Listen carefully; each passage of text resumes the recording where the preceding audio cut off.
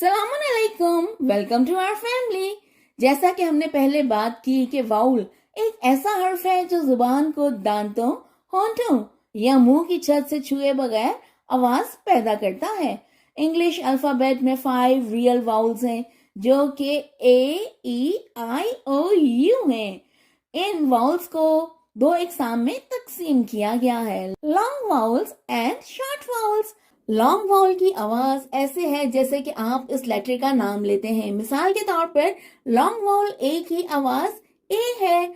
Long vowels की आवाज उस वक्त बनती है जब किसी लफ्ज में 2 वाउल्स एक साथ आते हैं या किसी लफ्ज के आखिर में लेटर ई हो, जबकि शॉर्ट वाउल की आवाज इस लेटर की आवाज है। मिसाल के तौर पर शॉर्ट वाउल ए सेज ए। आज हम सीखेंगे वाउल्स की आवाजें।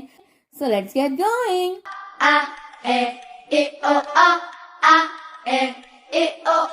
Short vowels that we use. A vowel is in every word, every word, every word. A vowel is in every word that we read or write.